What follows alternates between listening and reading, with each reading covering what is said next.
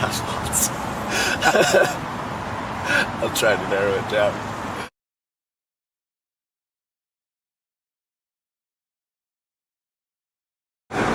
Yes, some of them are odd little things that you have to make yourself, and see, so that's an interesting question for me. I'll give you two answers. The thing that I could not live without now is a classroom set of old computers. So I bought it's 10 laptops, and I would not be able to do anything that I do without that. But that's kind of for a class. Personally, what is a tool that I really like? I really like cat's paws. Do you know cat's paw?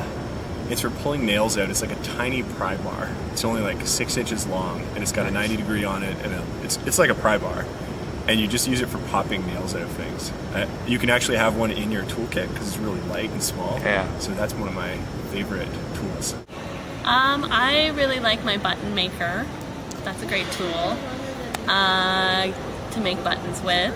And tools just like pens. Like I have tons and tons of different kinds of markers and pens. Inking for inking. I don't know, my tools are scissors, a good pair of scissors, and a lot of patience because it's a lot of cutting. Making things. The internet. Indispensable, because chances are someone else has already made what you're trying to do and made mistakes, and if they're generous makers, they will share their mistakes and help you avoid all kinds of sadness. My laptop. My computer is my life. Like, if something happens to my computer, I'm going down with it. Files. If you only have one good set of tools, it should be a file. I mean, it's the standard desert island tool. If you have a file, you could do anything. Aside from my Hakko soldering iron, the main tool is really good relationships with other people. Typically you'll find that you need skills across such a wide breadth of industries or types that there's no way you'll be able to do it yourself. I mean, the do-it-yourself aesthetic is awesome, but at some point it just runs out. You can't know everything, or you can't know everything well enough to complete a project. So it's all about establishing really good relationships and maintaining those. Let's see, manufacturing tools. Everything I make has to be manufactured so that I can produce many copies of it. Because, of course, I intend to make many of them to sell them. Laser cutter, one of my favorite tools. Anything flat that needs to be cut, obviously, right off the bat, that's the tool of choice. Anything that isn't flat, even if it's like a L bracket, I go straight to my 3D printer. I've got 2 of them now. They've managed to pay for themselves. So I'm hoping my new laser cutter will do that too. Those are the 2 biggest tools. Of course, my laptop with my development software. At least 2 good pairs of pliers.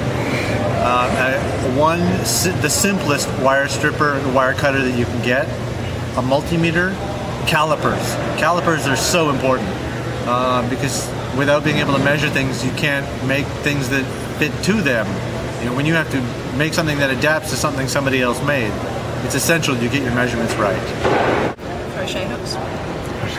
Knitting needles and just wild, because I dye with natural colors, so just all the plants around and a spindle and spinning wheel and tons of stuff, basically. And probably like sources of inspiration, like the internet and other people and things like that. YouTube is your best friend. I don't know if you can call it a tool, maybe you can, but forums and being able to talk to other people, that resource of knowledge, I would consider a pretty invaluable tool. Yeah. I found when I took a digital animation course, Maya, the software Maya was like the best type of program to use it, and Photoshop obviously, as well as the other Adobe programs to help the production go through. It's basic tools, simple things like, with what I do, it's computer related, so you can do a lot of things with the least amount of tools. basically a laptop somewhere, in a corner. Power doesn't matter. Basically, you got to have that drive to push through and just work with what you have.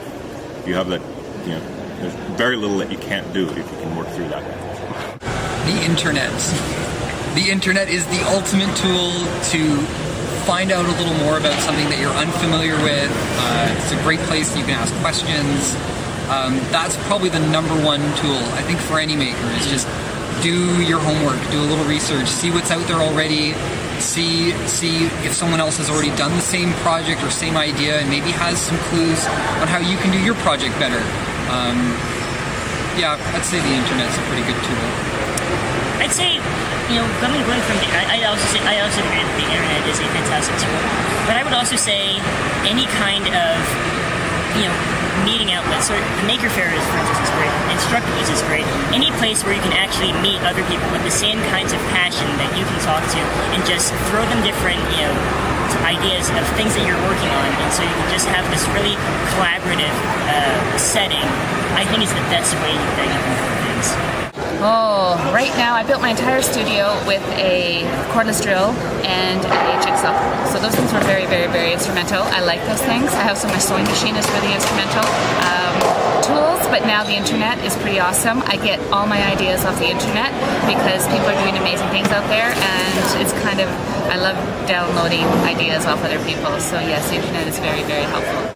Did you learn to use a rotary cutter now? Have you found that indispensable? I use a rotary cutter, but I could cut, now that I do modern quilting, I don't have to have straight lines, and I don't have to have a ruler, and I could... You don't have to. No, I have to be able to cut the fabric somehow, unless I want to tear it. And, sewing machine. You need some kind of a sewing machine. Unless you want to do it all by hand, but I don't. No, I don't want to do it by hand either. Sewing machine... there's kind of some basic tools. I think a walking foot is a really good basic starter. It's like $30. It's a really great investment because you'll be infinitely happier with how your products look if you're using a tool that helps you instead of fighting against you. That first baby quilt, I didn't have a walking foot, and that's the foot that you put on your sewing machine when you're actually doing the quilting of the... So it moves the different layers all together, because normally you'd only be moving one layer of fabric, and so because there's layers sandwiched, without a the top and the bottom won't move the same rate otherwise. Nice. So, but honestly, I think the thing I found most indispensable that I was surprised by is painter's tape. And I think most quilters would say that now. I know people use it for kind of all sorts of different things, and I actually asked for it in my stocking last year. I was like, if you guys can't think of things, just get me more painter's tape and some new pens. So I'll have to find out what that's used for. I think the most apparent one has been the internet.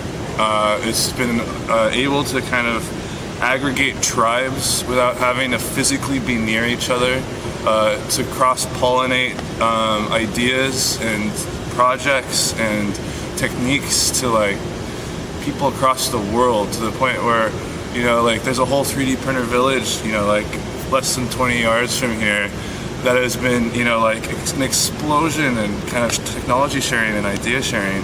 Yes, graphite marble mold. That is fabulous. I love my mold. I couldn't live without it. Routers. I have always wanted to get into a motion controlled router business, but I've never made that leap of learning how to do it. I'm sure it's painfully easy. A router, I use a router on everything, and other than that, the backbone of the shop is a table saw, so table saw, router, everything else, hand drill. Yes, hand drill. My number one favorite tool. Nice, simple. Just 1 second. Yep. This. I drill a lot of holes with this little sucker. It works much better for me than a Dremel or electric tool, for reasons of the electrics are too high speed, so the drill bits wear out very quickly unless you use special oils, and that gets very cumbersome. Cordless drills, you have to have a power source. Dremel tools, again, too high RPM, so they burn out drill bits. I travel a lot on the road, so I'm always looking for portable systems. I do have a battery-operated Dremel that they actually used to sell years ago, which I they can't. This was they actually connect to your car battery version as opposed to the ones that they have now, which have those small rechargeable batteries. This was an external system. But even then, I find that sometimes I'll get inspired to want to be making stuff at 2 or 3 in the morning, and if I'm in a campground or something like that, the neighbors usually don't appreciate this sound. Whereas with this little guy here, I could be drilling something and still holding a conversation because, as you can tell, it doesn't make very much noise. The internet. The internet is definitely, there's a huge online community. It used to be through Flickr, but they just changed their photo layout and everyone's ticked off about it. But they have, you can go on, there's a huge forum and everyone talks and shows their creations, and then you can post and you can reverse engineer things and figure out how other people did things. You can't do it alone, so you gotta find partnerships. Especially if you don't have the right skill set. You may have one, like marketing or business, but you might not be able to physically make a ring. It's always to find the right partners. Well, there's some useful tools in making jewelry. For example, like shafts, Dremels. So yeah, probably I would have a really hard time without them. Well, CNC machinery, indispensable, right? Be able to put my thoughts into metal or wood or whatever I'm working with, because some shapes are impossible to make by hand, right? So having a CNC equipment, it's like having a toaster for me. It's like you just got to have it. There's no question, right? Indispensable, water jet, machine. That'd be the next major. Once I move to a bigger shop, that's the one thing I want to buy. It's just I don't have the room for it, but oh man, it just makes life so much easier. Mostly over the years, being able to rely on the people in my life to help me get through it. We found that we needed an oscilloscope because we need to characterize the voltage. What does it look like coming out of the dynamo? Because you don't know until you can see it. Really, there are a few tools you need. Imagination and a text editor will get you a long ways. I do a lot of web research. I watch a lot of YouTube videos. There's no substitute for hands-on instruction, but the next best thing is definitely a video. A really good soldering iron. Meditation and the ability to just settle into the fact that I can't control reality and things are going to play out at the pace that they play out. So really, it's all internal tools. Diamonds. Diamonds are very, very important, and I have lots of them. But unfortunately, my girlfriend doesn't have very many because I keep them all on my tools. I think that in terms of useful tools, having your own physical tools is very good, so you don't have to rely on somebody else taking care of the tools that you're using. You don't have to use communal tools.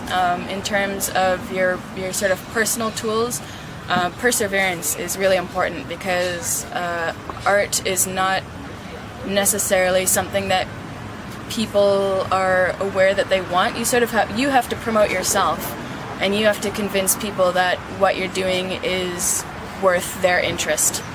And so you really just have to persevere and be willing to consider other opinions and look at your work critically and decide what do you need to change, what should you stick with, and then once you decide to stick with something, really persevere with it.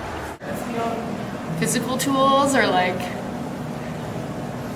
people skills because inevitably when you're working with groups of people or organizing a show and you're just an independent artist and you're working with a curator or something, you have to know how to communicate yourself and not come across as bossy or as needy or just to let people know that they're appreciated, because a lot of the time the person organizing the show is doing just as much work as you are, just in a different way. So, as the artist, sometimes I think people come in being like, I need this and I need this and it needs to look like this, and it's like nobody really wants to listen to you and everyone just thinks you're kind of full of yourself if you sort of see yourself as the star, but it takes so many people to make a show happen or a festival happen. So just learning how to communicate and be very gracious with the things that people are doing that you might not even realize are getting done behind the scenes to make your show happen or whatever you're involved in. Measuring devices. Well, just the regular ones. Good oscilloscopes, logic analyzers, software development tools are essential. So my background is an electrical engineer. So yeah, all of my soldering irons and cutters, pliers, I couldn't live without. I do a lot of woodworking, so a lot of tools that I've found, some of the tools that I've found indispensable over the years are chisel, plane, and the saw. I guess the biggest learning thing is to trust other people, and like Andy Warhol used to do, just if you can't do it, you just farm it out. I mean, I'm building an interactive robot right now for Burning Man. I know nothing about robots and nothing about programming or electronics, but I made a proposal, so they accepted it. So now I've got about 4 or 5 different people working on this project with me, and it's working out fine actually. Awesome. I mean, it's not finished yet, but it's some wonderful people in the community that help out for minimal expense and stuff like that, so it'll get done. So you have to, if you do large involved projects, you can't do it all yourself. This thing, for instance, it's net. I paid a professional net hanger to cut and finish the net for me. I built everything else, but I had to. I'm no good at it. It would take me weeks to figure out how to do this properly, so he does it in a matter of hours, and it's all good, you see. So sometimes you have to depend on other people to do stuff, and sometimes they screw up. That's life, right? Yes, absolutely. The ability to create your own tools when necessary. A hacksaw.